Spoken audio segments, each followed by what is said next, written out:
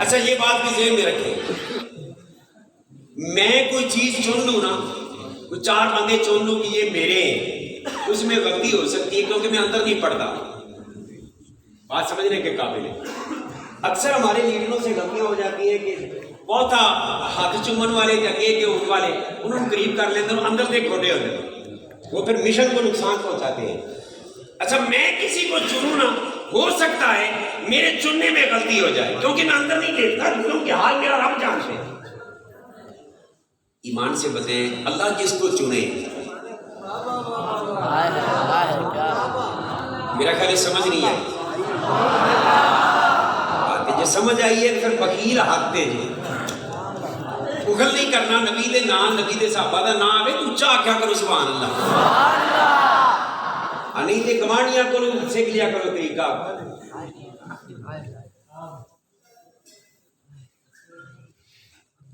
میرے رب کے چناؤ میں کوئی فرق آ سکتا کیونکہ اس کی نگاہ قدرت سے نہ دل چھپے ہیں نہ دلوں کے خیالات چھپے ہیں۔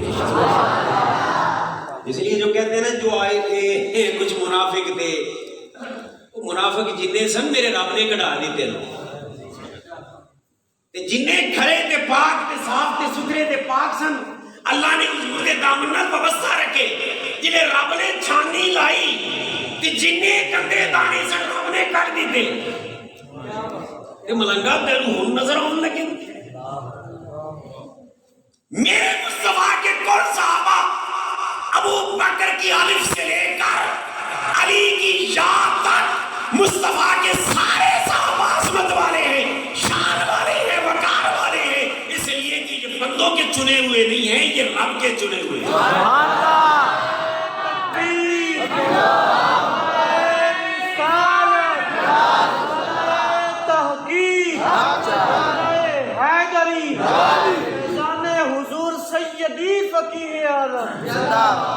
یہ میرے رب نے چن کے دیے اور پھر قربان جائیں۔ اچھا یہ بات ذہن میں رکھیں، دینے والا بھی ایسا ہو کہ جو اندر باہر سے جانتا ہو، اور لینے والا بھی ایسا ہو جو اندر باہر سے جانتا ہو۔ ایک ہوتا ہے نا کہ دینے والا اس نے ڈنڈی ماری، دینے والے کو پتہ ہی نہیں چلا، اور ایک یہ ہے کہ دینے والے نے صاف ستھرے دیے مگر اندر کوئی نہ کوئی نقص رہ گیا، لینے والے نے وہ چیک نہیں کر سکا۔ دونوں صورتیں ہو سکتی ہیں نہیں ہو سکتی؟ اب کوئی انگلی رکھ کے دکھائے کہ میرے رب کے دینے میں کوئی کمی تھی یا مصطفیٰ کے لینے میں کوئی کمی تھی؟ رب نے چیک کر کے دیے، مصطفیٰ نے چیک کر کے لیے، نہ خدا کی چیکنگ غلط ہو سکتی ہے نہ مصطفیٰ کی چیکنگ غلط ہو سکتی ہے، کیوں کہ اللہ نے اپنے حبیب کو بھی یہ شان دی ہے کہ دلوں کے اندر خیالات بعد میں آتے ہیں، مصطفیٰ پہلے جانتے ہیں۔ صحابہ کی عزت کا دفاع وہ خاک کریں گے جو کہتے ہیں نبی جانتے کچھ نہیں، صحابہ کی عزت کا دفاع وہی کریں گے جن کا عقیدہ ہو، جن کا یہ عقیدہ ہو کہ خدا کی عطا سے مصطفیٰ جانتے ہیں۔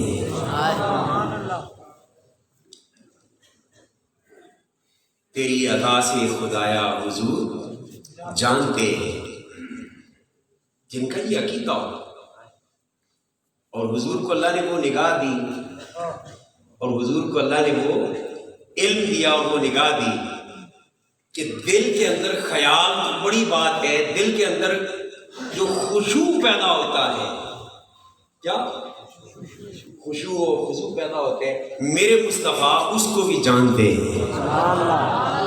بلکہ حضور کی تو بڑی شان ہے، آؤ حضور کے غلام کی شان سنا دیں۔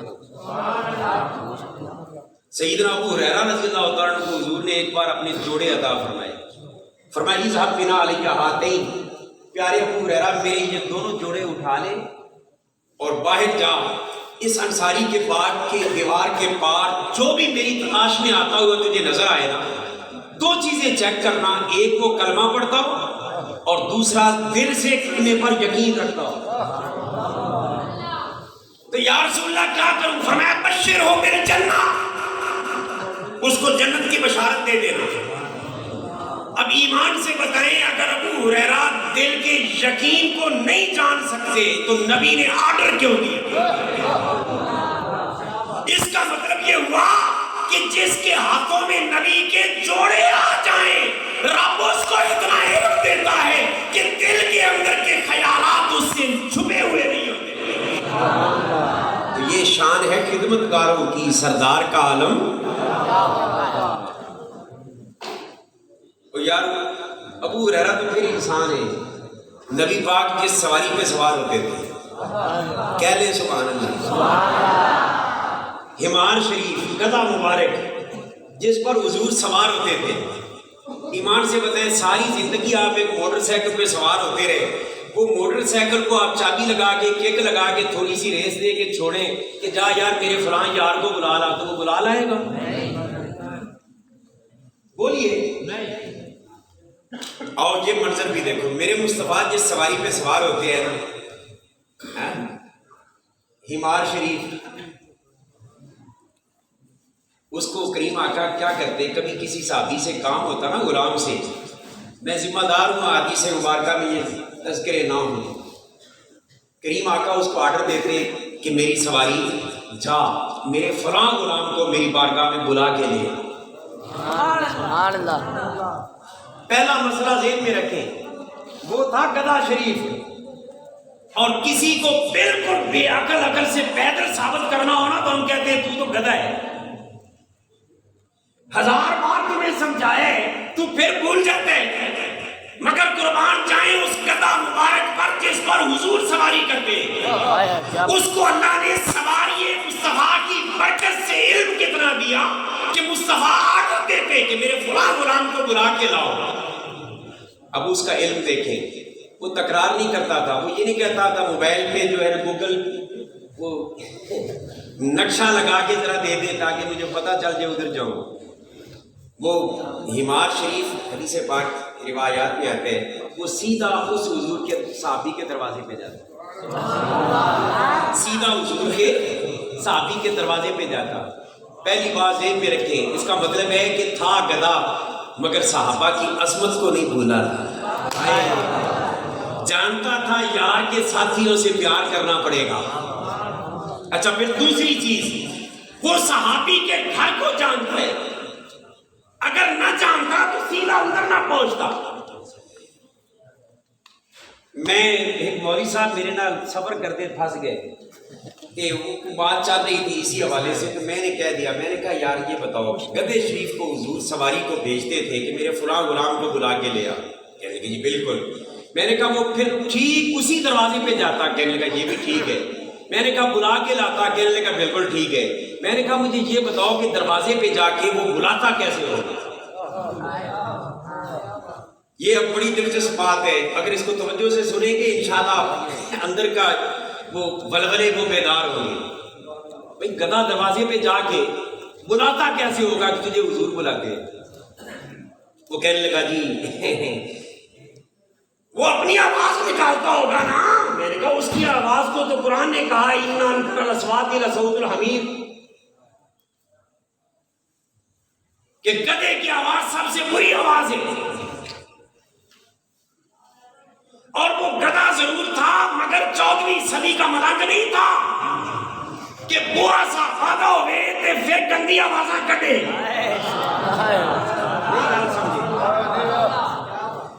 بری بولی صحابہ کے دروازے پہ بولنا یہ کسی پلید کا کام ہے. وہ گدھا ہو کر سبق دے رہا ہے کہ نبی کے صحابہ کے دروازے پہ آواز کو برا بھی نہ نکالو.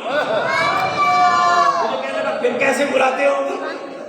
میں نے کہا آپ بتائیں نا پہلے آپ اپنا علم کو مکمل کر لیں. کہنے لگے پھر اس طرح کرتے ہو کہ گدھے کی ایک عادت ہے کہ وہ پیچھے سے وہ اپنی پچھلی لات جو ہے نا ٹیٹنا مار دے. پنجابی میں یہی آپ لوگ کہتے ہیں دلتی مار دے.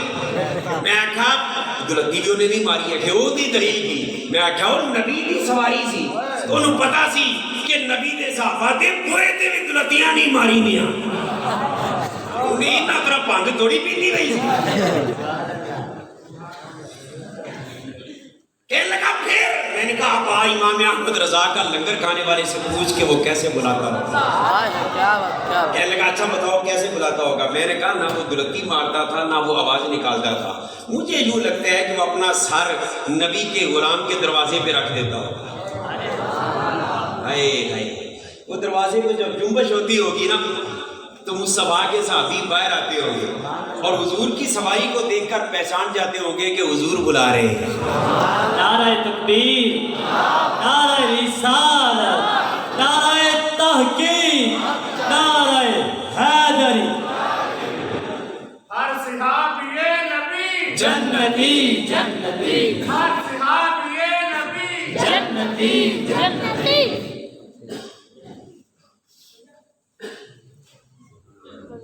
لوگوں مجھے صحابہ کی عظمت اور شان بیان کرنے کے حوالے سے کہا گیا ہے تو میں دو چار دل کی باتیں میں آپ کے سامنے شیئر کرنا چاہتا ہوں. اصحاب کہف کو سنو گے جی؟ غار والے اصحاب غار میں جا کے انہوں نے ڈیرا لگا لیا. ان کے ساتھ ایک کیا تھا بولیے بھائی اللہ کے قرآن میں ہے آپ کی زبان اس سے ناپاک نہیں ہوگی. کہہ لے کیا کتا تھا ان کے ساتھ. وہ جب جا رہے تھے نا تو کتا ساتھ ساتھ ہو گیا. انہوں نے سوچا کہ ظالم جابر بادشاہ کے جبر سے بچ کر ہم ادھر جا رہے ہیں ایمان بچانے کے لیے. کتے کا کام ہوتا ہے بھونکنا. یہ بھونکے گا تو کہیں اس کو خبر نہ ہو جائے اور ہمیں پکڑ نہ لے کیونکہ گرفتاریاں کرنا ہے پرانا کام ہے انہاں عام کام. اے نہ چبل لوگاں دا جنہاں کول کچھ نہیں چلدا انہاں دا بس مولوی تے چلدا. تو خیر عرض یہ کر رہا ہوں انہوں نے ان سے پکار کے کہا ہوگا کتے تیرا کام بھونکنا ہے ٹوکنا ہے شور مچانا ہے تو ہمارے ساتھ چلے گا شور مچائے گا. کتے نے جو جواب دیا نا وہ جواب جیسا بھی دیا ہوگا میں اپنے لفظوں میں آپ کو عرض کرنے لگا ہوں. جو اشارہ سمجھ جائے گا بات کو انشاءاللہ طے تک پہنچ جائے گا. کتے نے کہا جناب ضرور ہمارا کام ہے بھونکنا ہمارا کام ہے بھونکنا مگر ہم ہر ایک کو نہیں بھونکتے ہم دیکھ کر بھونکتے ہیں کہ کس کو بھونکنا ہے اور کس کو نہیں بھونکنا. ہم نے چرس نہیں پی ہوئی ہم نے بھنگ کا پیالہ نہیں پیا ہوا ہمیں پتا ہے کہ کس کو بھونکنا ہے اور کس کو. انہوں نے پھر کہا ہوگا کہ تو بھونکنا کہ تمہارا کام ہے تو بھونکے گا. یہ چونکہ تھے اصحاب کہف. اب جملہ نوٹ ایک کرتے گئے. اس نے کہا کہ جناب حضور اب بھونکتے ہیں ضرور بھونکتے ہیں انکار نہیں مگر اصحاب کو نہیں بھونکتے. اصحاب کو نہیں بھونکتے اور وہ کتا ہو کر اصحاب کو نہ بھونکے. تو جو آج اصحاب کو بھونکے وہ پھر کتے سے بھی کیا گزرا ہے یا نہیں بولیے. انہوں نے کہا جی اصحاب کو نہیں بھونکتے. اچھا کن اصحاب کو؟ جو کاف والے جو کاف والے ہیں. اور کاف والے اصحاب کو جو نہ بھونکے وہ کتا جائے گا جنت میں. یہ مفسرین نے لکھا ہے اس بات. جو کاف والے کتے کو اصحاب کو نہ بھونکے وہ کتا ہو کر جائے جنت میں. حالانکہ جنت کتوں کے لیے نہیں بنی اور جن کے لیے بنی بہت سے جہنم میں چلے گئے جنت کا منہ نہ دیکھ سکے. یا اللہ کیوں فرمایا یہ کاف والے اصحاب سے پیار کرتا تھا. تو جو کتا کاف والے اصحاب سے پیار کرے وہ جائے جنت میں. جڑا بندہ مصطفیٰ والے اصحاب سے پیار کرے میرے آقا کے صحابہ سے جو پیار کرے پھر وہی ہوگا جو میں نے شعر پڑھا تھا کہ کوثر بھی پکارے گا انہیں ڈھونڈ کے لاؤ. کوثر بھی پکارے گا انہیں ڈھونڈ کے لاؤ. اصحاب کی عظمت کے علمدار کہاں؟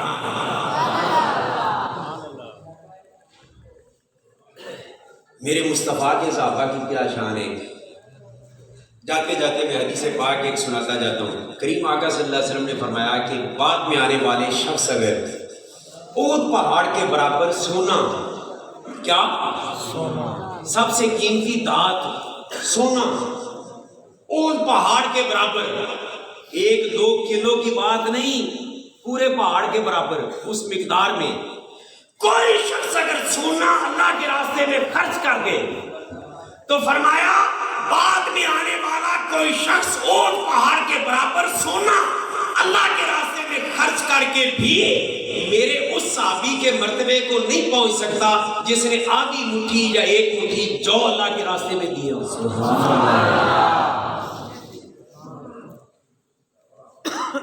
جس نے آدھی مٹھی یا 1 مٹھی جو اللہ کے راستے میں دیے ہو اس میرے صحابی کے برابر نہیں ہو سکتا۔ اب کیوں نہیں ہو سکتا؟ بات لمبی ہو جائے گی، مگر یہاں 1 منٹ کے لیے رک کر اگلی بات سنتے جائیں۔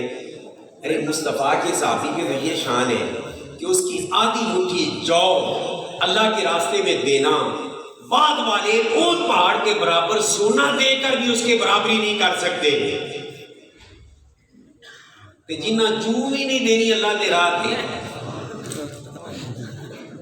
ان میں سے کون برابری کرے گا؟ میرے مصطفیٰ جان رحمت نے فرمایا کہ لوگوں میری وجہ سے میرے صحابہ کے بارے میں اللہ سے ڈرتے رہنا اور اپنی نشانوں کی نشانی پہ نہ رکھ لینا۔ اور حضور نے یہاں پہ یہ بھی ارشاد فرمایا کہ لوگوں میرے سارے صحابی ستاروں کی مانند ہیں۔ سارے صحابی جو جس کی بھی پیروی کرے گا ہدایت پا جائے گا۔ ایمان سے بتائیں، میرے سونے نبی نے فرمایا کہ میرے جس صحابی کی بھی کوئی پیروی کرے، جس کے بھی پیچھے چلے گا ہدایت پا جائے گا۔ کیا ہدایت پا جائے گا؟ ایمانداری دسو، خود کوئی بے ہدایتا ہو اس کے پیچھے چلنے والا ہدایت پا سکتے؟ اس کا مطلب یہ ہوا میرے نبی نے اپنے کل صحابہ کے ہدایت پر ہونے کی ضمانت دے دی، اور کل صحابہ بھی جناب ابو بکر صدیق سے لے کر حضرت ابو سفیان اور حضرت امیر معاویہ تک سارے شامل ہیں۔ آج گدیوں پہ بیٹھے ہوئے کچھ بدبخت لوگ، کوئی حضرت امیر معاویہ کے بارے میں بکواس کر رہا ہوتا ہے، کوئی کسی کے بارے میں بکواس کر رہا ہوتا ہے۔ خدا کے لیے یہ بات ذہن میں رکھیں، سنی وہ ہے کہ جو مصطفیٰ کے ہر صحابی سے پیار کرے، کیونکہ میرے مصطفیٰ کا ہر صحابی جنتی، ہر صحابی جنتی جنتی، ہر صحابی نبی جنتی جنتی، ہر صحابی نبی جنتی جنتی، ہر صحابی نبی ہر صحابی جنتی۔ بلکہ حدیث پاک میں کریم آقا نے فرمایا جس خوش نصیب نے ایمان کی حالت میں مجھ محمد کے چہرے کو تک لیا، دعا کریں اللہ کبھی خواب میں ہمیں زیارت کروا دے۔ سبحان اللہ، قربان جائیں وہ چہرہ جس کے بارے میں کسی نے کہا اور خوب کہا کہ وہ چہرہ نہ ہوتا، لیکن یہ ذوق والوں کے لیے میں شعر پڑھ رہا ہوں، بے ذوقوں سے میرا یہ بات نہیں ہے۔ ابھی پتہ چل جائے گا ذوق کس کس میں ہے۔ جس چہرے اور جن زلفوں کے بارے میں کہنے والے نے خوب کہا کہ یہ چہرہ نہ ہوتا تو کبھی دن نہ نکلتا، سبحان اللہ، وہ چہرہ نہ ہوتا تو کبھی دن نہ نکلتا، اور وہ زلف نہ ہوتی، اگلا جملہ، وہ چہرہ نہ ہوتا تو کبھی دن نہ نکلتا، اور وہ زلف نہ ہوتی تو کبھی رات نہ ہوتی، کبھی رات نہ ہوتی۔ اچھا یار آپ نے شعر سن لیا، اس کو اب قرآنی آیت کے حوالے سے میں لے جاؤں، بات لمبی ہو جائے گی۔ چھوٹی سی ایک اور بات عرض کرتا ہوں۔ اللہ کے قرآن نے فرمایا کہ دن کو اس لیے بنایا ہے تاکہ تم اپنی ذریعہ معاش کے لیے اس میں کمائی کرو، محنت کرو۔ رات کو اس لیے بنایا ہے تاکہ سکون حاصل کرو۔ سبحان اللہ، راتوں کو کس لیے بنایا ہے؟ سکون کے لیے۔ اور دن کو کس لیے بنایا ہے؟ ذریعہ معاش کمانے کے لیے۔ قربان جائے وہ چہرہ نہ ہوتا تو کبھی دن نہ نکلتا، اور وہ زلف نہ ہوتی تو کبھی۔ اس کا مطلب کیا ہوا؟ جڑا تو رزق کمانا ہے دن نو، وہ یار نے چہرے کا صدقہ، جڑا راتی تو رہ کے تھوڑی دیر بستر تے سکون لے لینا ہے، یار دیاں زلفاں دا صدقہ ہے۔ حضور نے فرمایا جو خوش نصیب ایمان کی حالت میں ایک بار میری نظر میرے چہرے پہ نظر ڈال لے، آقا ملے گا کیا؟ فرمایا جہنم کی آگ اس کو چھو بھی نہیں سکتی، جہنم کی آگ اس کو چھو بھی نہیں نہیں سکتی۔ اچھا یار، چہرہ پہ نظر آنا کسی کا، آج کے جدید سائنس سے ریلیٹڈ بچے یہ جانتے ہیں کہ آنکھوں کے اندر سے ایک نور نکلتا ہے، ایک شعاع نکلتی ہے، اور وہ جس چیز سے ٹچ ہو کر واپس پلٹے وہ چیز نظر آتی ہے۔ اس کا مطلب یہ ہوا کہ میں اگر آپ کو دیکھ رہا ہوں تو آپ کے چہرے سے میری نظر کا وہ نور ٹچ کر کے مس کر کے واپس پلٹا۔ جس کو بھی کوئی دیکھتا ہے، اور یہ جدید سائنس یہ مسئلہ بتاتی ہے کہ آنکھوں کا وہ نور جس چیز سے ٹکرا کے واپس پلٹتا ہے وہ کیا ہوتی؟ وہ شاید نظر آتی ہے۔ حضور نے فرمایا جس شخص نے ایمان کی حالت میں مجھے دیکھ لیا، میری زیارت کر لی، اب اس کا میں معنی جو سمجھا ہوں وہ آپ کو سمجھانے لگا ہوں۔ حضور فرما رہے ہیں جن دی آنکھاں دا نور ایک باری ایمان دی حالت وچ میرے چہرے دا بوسہ لے لے، اس کو میرے چہرے انور کا لمس نصیب ہو جائے، نظر کو، کس کو؟ نظر کو، آنکھوں سے نکلنے والی وہ شعاع کو میرا لمس نصیب ہو جائے اور وہ پلٹ کے جائے، حضور فرماتے ہیں اس کو جہنم کی آگ میں نہیں چھو سکتی۔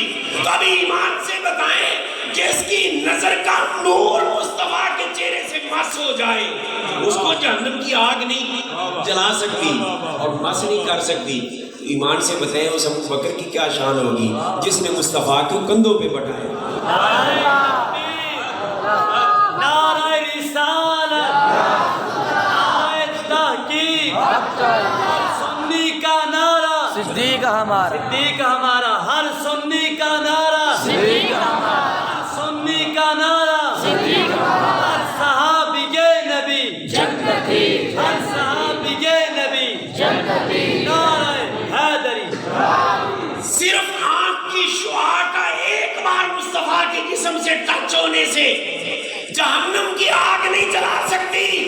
اس ابو بکر کی کیا شان ہوگی جس نے 3 راتیں مسلسل مصطفیٰ کو گود میں بٹھا کر تکنے والا یا خدا تھا یا صدیق باصفا تھا۔ اس ابو بکر کی کیا شان ہوگی؟ بدبختو تمہیں کیا پتا مصطفیٰ کے اس یار کی شان کیا ہے؟ سارے یار نبی نے سنے پر نہیں کوئی چارہ ورگا، نہ اس دھرتی پیدا کیتا انہا جان سارا ورگا، نہ کوئی ہویا نہ کوئی ہو سی انہا وفادارا ورگا، آزم شان صدیق کی دساں ایکو یار ہزار ورگا۔ افضل البشر بعد از انبیاء صدیق اکبر، کون؟ صدیق اکبر۔ ہمارا ایمان اور عقیدہ کسی قوال کے قول پر نہیں ہے کہ فلاں کا پہلا نمبر فلاں کا پہلا نمبر، ہمارا عقیدہ مصطفیٰ کی بولی پر ہے۔ تائیدار صداقت صدیق اکبر کی افضلیت کی کیا شان بیان کروں، چونکہ صحابہ کی عظمت کے حوالے سے بات آئی تو امام صحابہ تک پہنچی۔ کس تک؟ سچ دسو مقتدیاں دی شان زیادہ ہوتی ہے کہ امام دی؟ دس دیو یار، پتہ ہے تساں نہیں کرنی، شان امام دی زیادہ تے پھر امامت دے مسلے تے جنوں کمیٹی دا صدر یا خزانچی کھڑا کرے وہ تے ہو سکتا ہے کہ اندر ایک کمی ہوئے تے جنوں امامت دے مسلے تے امام الانبیاء کھڑا کرے۔ صدیق اکبر کی امامت یہ کسی محلہ کی مسجد کی کمیٹی کا فیصلہ نہیں، یہ میرے رب کا فیصلہ ہے، میرے مصطفیٰ کا فیصلہ۔ کون صحابہ کے امام؟ اچھا ایک اور مسئلہ چھوٹا سا عرض کروں، امام پیچھے نماز پڑھنے والے اگر کوئی امام کے بارے میں بدتمیزی کرے وہ ہوئے خاندانی تے غیرت مند مقتدی، ایمانداری نہ دسو آدھے امام کے خلاف گل سننا پسند کرے گا؟ اور کہتے چال چال پر آپ بک بک نہ کر، ساڈا امام ہے، اسی کے پیچھے نماز پڑھی. یہ حیا والے لوگ آج بھی یہ کرتے ہیں. اب ایمان سے بتائیں ابو بکر صدیق کس کا امام ہے؟ عمر کا امام ہے، عثمان کا امام ہے، علی کا امام ہے. کہ جی انہوں نے کوئی پونکے مولا علی کو چنگا لگتا ہے. اور ویسے بھی امام دی نماز نا مشروط ہے مقتدی دی نماز. امام دی ہو گئی تے مقتدی دی ہو گئی، امام دی نہیں تے مقتدی دی نہیں. تے جڑا آکھے نہیں صدیق اکبر ٹھیک نہیں سن، وہ مولا علی دی نمازاں کیڑے پاسے لے جائے گا؟ جو صدیق اکبر کی امامت کا منکر وہ مولا علی کی عبادت کا منکر ہے. سنی تجھے مبارک ہو، ہم عبادت علی کو بھی سلام کرتے ہیں، امامت صدیق اکبر کو بھی سلام.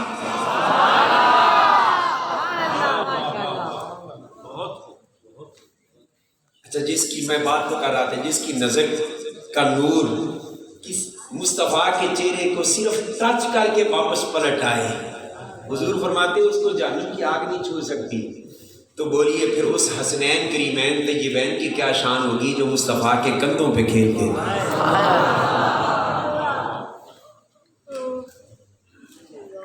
خدا کے لیے میں ہاتھ باندھ کے کہتا ہوں اہل سنت و جماعت، مجھے کسی اور سے بات نہیں کرنی، آپ سے ہاتھ باندھ کے عرض کرتا ہوں خدا کے لیے کسی کے بہکاوے میں آ کر نبی کے اصحاب یا نبی کی آل پر انگلی اٹھانا تو دور کی بات ہے، کبھی ذہن بھی گندا نہ کرنا. سبحان اللہ. جس نے ذہن گندا کر لیا سمجھ جاؤ اس کا بیڑا یہی پہ غرق ہو گیا. حضور کے کل صحابہ سے پیار کریں. اچھا پھر تیسری بار میں جملہ دہرانے لگا ہوں، بڑی قابل توجہ بات. نظر کا نور ایک بار چہرہ مصطفیٰ کو ٹچ کر کے واپس پلٹ آئے، حضور فرماتے ہیں اس کو جہنم کی آگ جلا سکتی نہیں. ان ازواج مطہرات کی کیا شان ہوگی جن کا جسم میرے مصطفیٰ کے جسم سے ٹچ ہوتا رہا.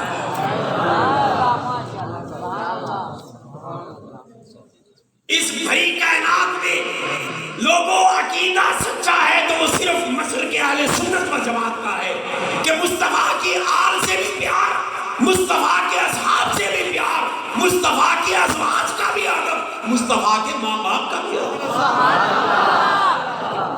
کوئی کہیں دھوکہ کھا جاتا ہے، کوئی کہیں دھوکہ کھا جاتا ہے، مگر ہم کہتے ہیں نا. اور صدیق اکبر سبحان اللہ، پھر ان کی کیا شان ہے. آپ کی عظمت کے حوالے سے 3 حدیثیں عرض کر کے میں اجازت چاہتا ہوں. 3. پہلی، صدیق اکبر رضی اللہ تعالیٰ عنہ کی شان یہ ہے کہ بارگاہ رسالت معاد میں ایک دن بارگاہ اوپر کیا ہے مسئلہ تشریف رکھے ہو جو مرضی کر. یہ حدیث پاک آپ سننے کے قابل ہے، میں اس لیے اس کو اینڈ پہ میں لایا ہوں. کریم آقا کی بارگاہ میں ایک دن جبریل آئے. کون؟ جبریل امین کو تو سارے جانتے ہیں نا. جبریل دا نام چنگے ادب نہ رچی آواز نہ لو تاکہ انہاں دے ماتحت ملک الموت جدوں آن تے پیار کرن. حضور کی بارگاہ میں کون آئے؟ سیدنا جبریل امین. اچھا حضور کی بارگاہ میں حاضر ہوتے ہیں اور آ کر بیٹھتے ہی ہیں نا تو حضور ایک فرمائش کر دیتے ہیں. سنیو اس حدیث میں نے آپ کو بہت کچھ سمجھانے کی کوشش کرنی ہے، خدا کے لیے سمجھ جانا. میں خالص نکھرا ہوا حدیث کا پیغام آپ کو دینے کے لیے جہاں پہ حاضر ہوں. حضور نے فرمائش کر دی. کیا بھائی آپ نعت خان حضرات کو فرمائشیں کرتے ہیں نہیں کرتے؟ اب تو خطیبوں کو بھی فرمائشیں ہوتی ہیں. قربان جائیں جبریل امین حضور کی بارگاہ میں آئے اور حضور نے ایک فرمائش کر دی. وہ فرمائش کیا ہے سنیں، اور خدا کے لیے اس حدیث سے سبق لینا. آپ بھی وہ فرمائش کر لیا کریں جو رسول کرتے ہیں، جو ہمارے آقا کرتے ہیں. آقا نے کیا فرمائش کی؟ آقا کی فرمائش سنیں. یہ نہیں فرمایا کہ جبریل آج ماں دی شان سنا. حضور نے یہ بھی نہیں فرمایا کہ جبریل ابے دی شان دس، کیونکہ ابے نال ڈنڈی بج جاتی ہے. ماں دی شان تے زور دیتا وے.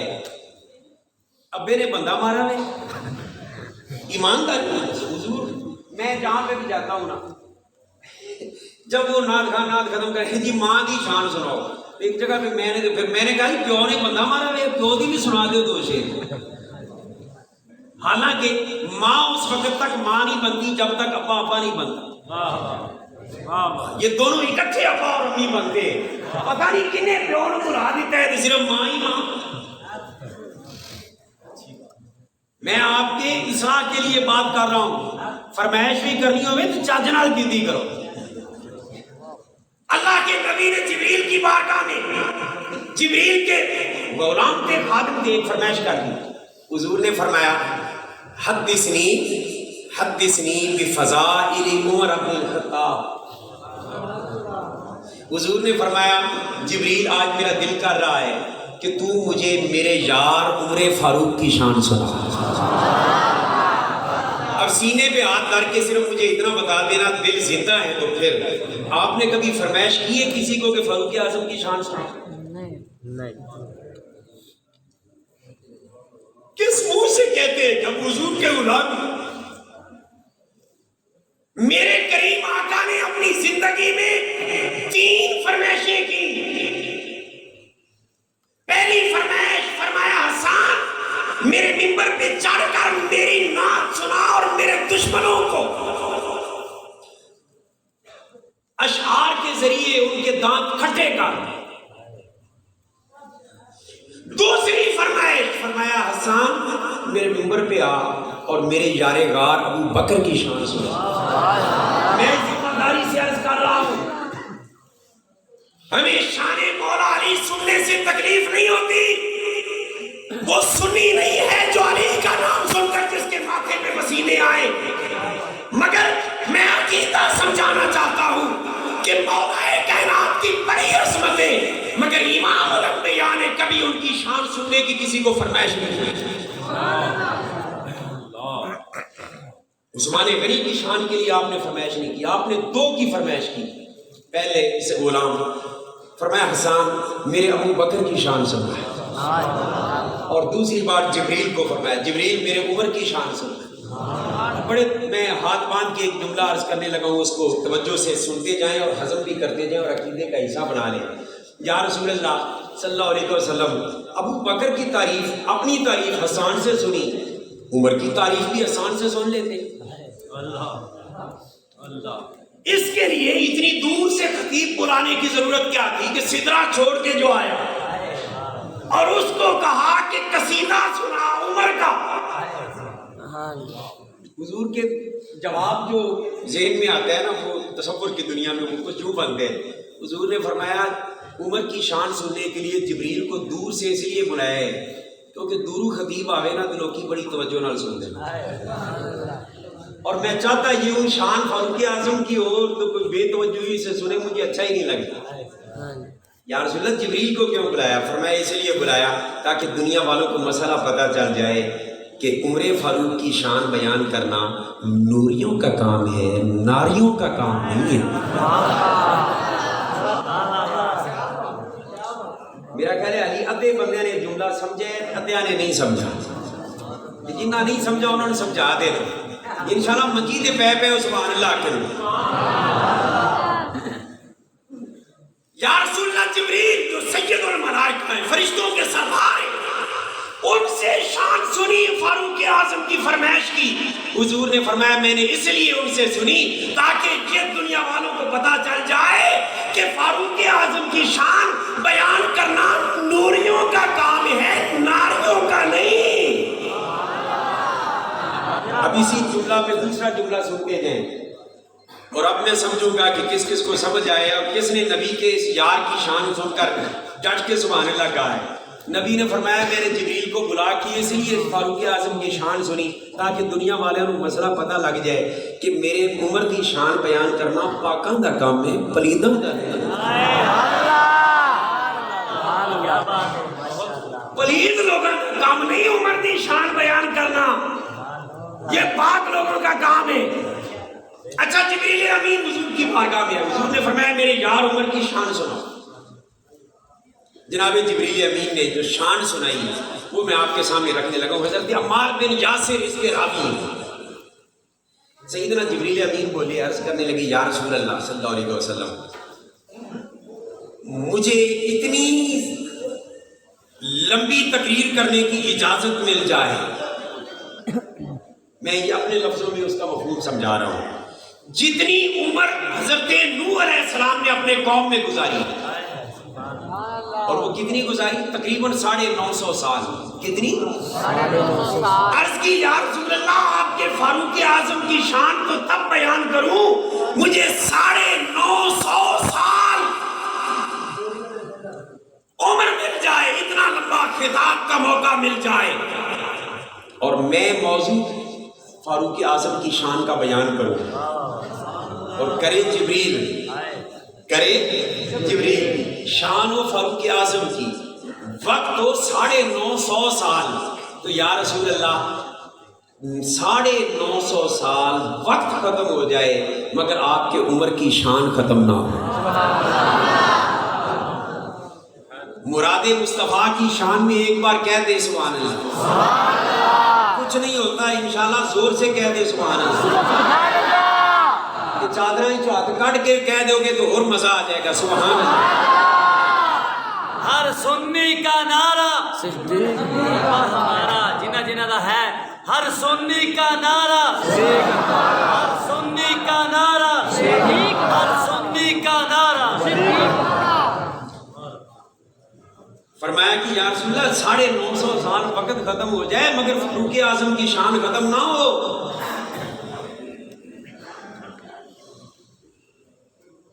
یار فاروق اعظم کی ایک شان نہیں مکتی. حضور نے فرمایا عمر جس راستے سے چلتا ہے شیطان وہ راستہ ہی چھوڑ جاتا ہے. سبحان اللہ کہہ لیں. سبحان اللہ. عمر جس راستے سے چلتا ہے شیطان وہ راستہ، میں پھر دوہرا رہا ہوں توجہ سے سننا، عمر جس راستے سے چلتا ہے شیطان وہ راستہ چھوڑ جاتا ہے. بندیاں کو گمراہ کون کرتے ہیں؟ بولیے. نبی کی فرما رہے ہیں عمر جس راستے سے چلتا ہے شیطان وہ راستہ چھوڑ جاتا ہے. یہ مطلب ہے نہ شیطان نیڑے آ سکتا ہے نہ گمراہی نیڑے آ سکتی ہے.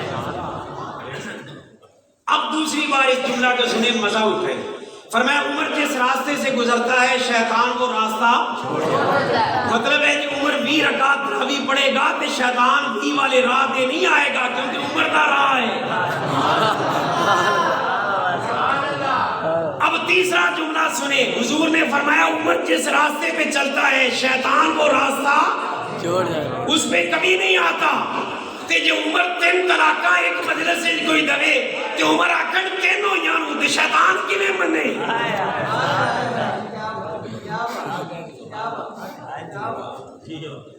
اچھا یار بعض تقریر پھر والی بات سے ہی مجھے حضور اشارہ کر دیجئے گا. میں تو ایسے لگا ہوا ہوں، من موجی سا آدمی ہوں، لگا رہتا ہوں کیونکہ ہمارے نعت خوان بھی باقی ہیں اور ابھی محفل کا باقی سسٹم بھی چلنے ہیں. عمر فاروق کی بات آئی تو بس دل چاہ رہا ہے کہ کھل کے ایک اور بات بھی بیان کر ہی دوں.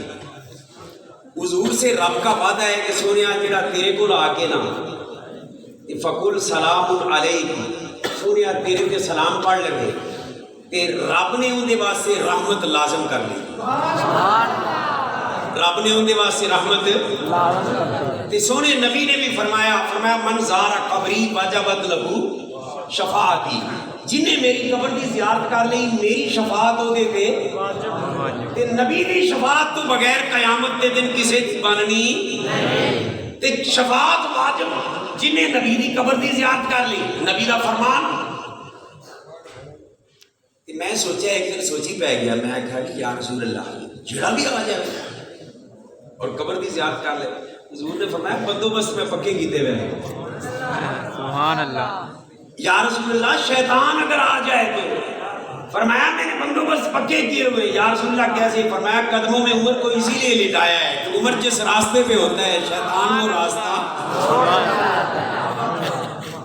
نہیں جانتا. نہ اے والا جانتا ہے نہ اے والا جانتا ہے، بالکل نہیں جانتا. حضور ہم تو مسجد نبوی کے لیے آئے، سیدھی آکھو کہ عمر دے ہوتے ہیں اسی جا ہی نہیں سکتے، عمر دے ہوتے ہیں اسی جا ہی نہیں سکتے.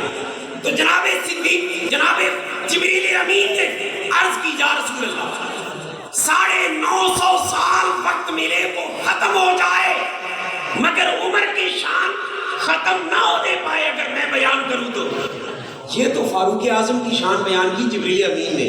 اور اسی حدیث میں ساتھ اگلا جملہ جبریل امین نے نال ایک اپنے کو گل کی تھی.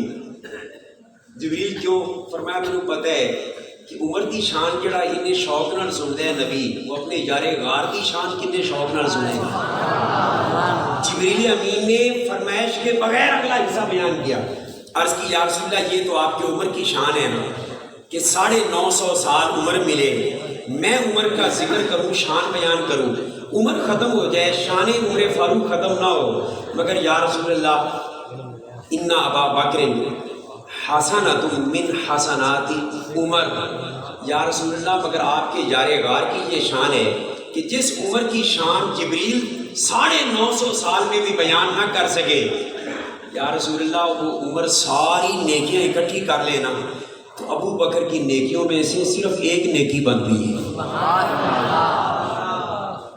حسنۃ واحدۃ من حسنات ابی بکر. ابو بکر کی نیکیوں میں سے اب ایمان سے بتائیں جس ابو بکر کی ایک نیکی اتنی بڑی ہو.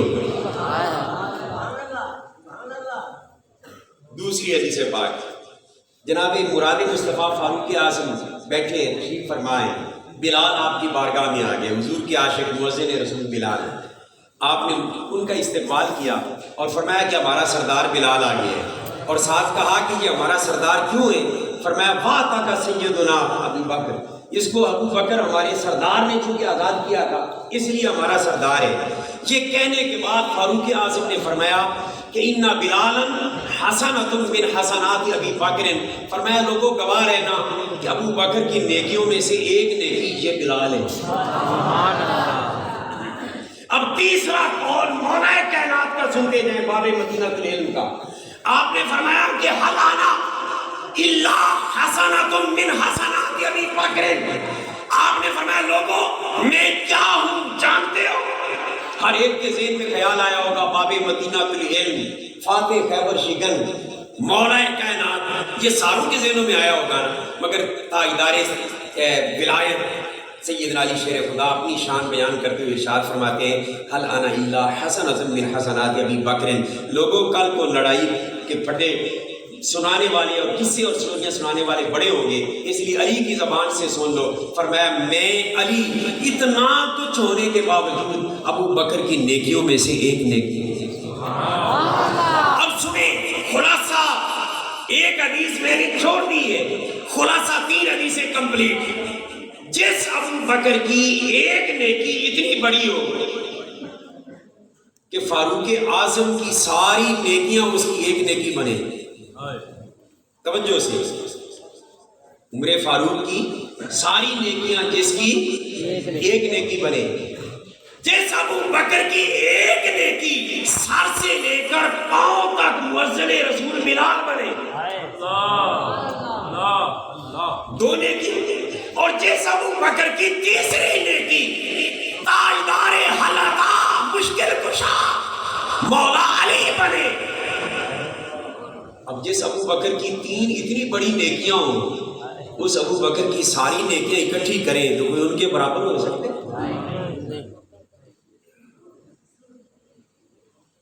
اعظم شان صدیق کی دساں اکو یار ہزاراں.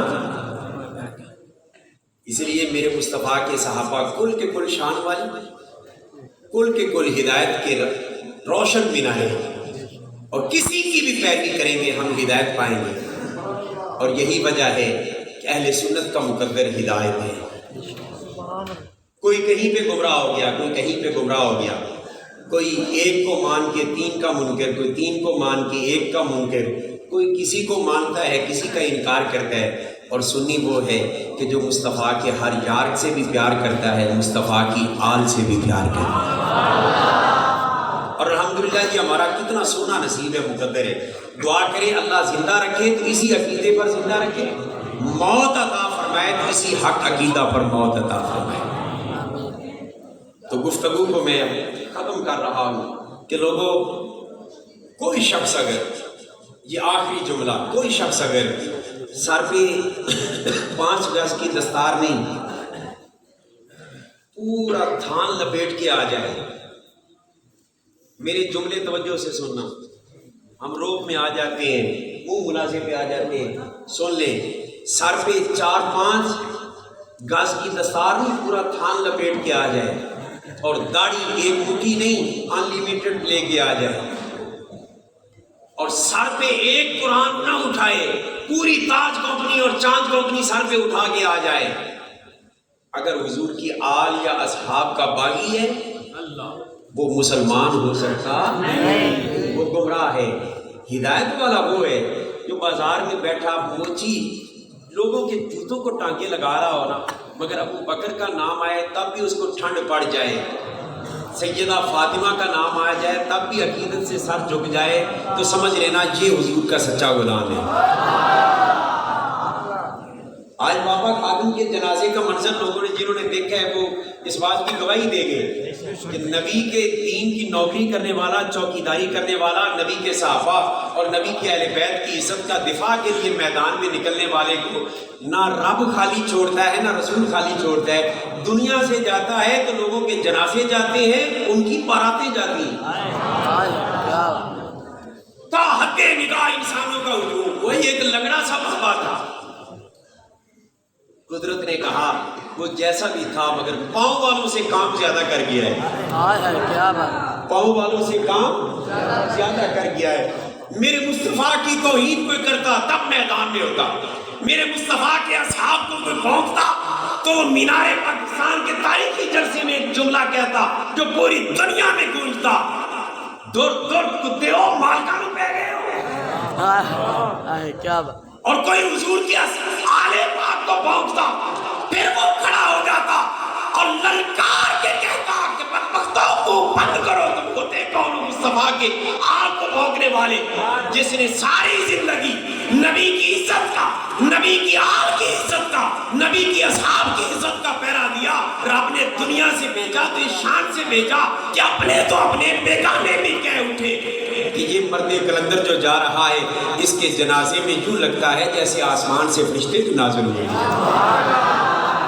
جدھر نظر اٹھاتے سمندری سمندر انسانوں کا ساری سر نظر آ رہے تھے. یہ کیوں ایسا ملا؟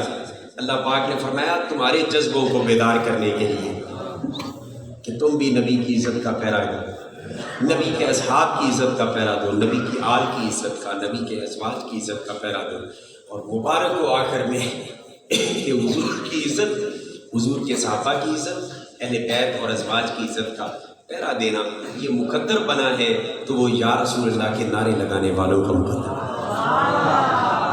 الحمدللہ العظیم.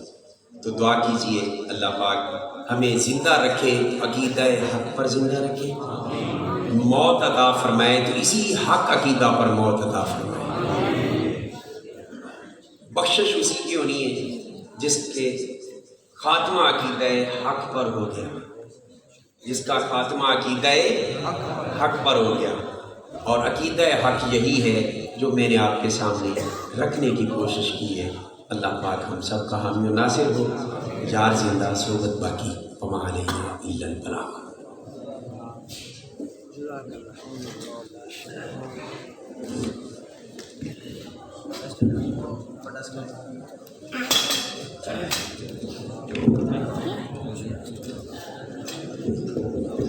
ماشاءاللہ. ابھی آپ کے سامنے جناب حضرت علامہ مفتی محمد انعام اللہ شرفی سے خوبصورت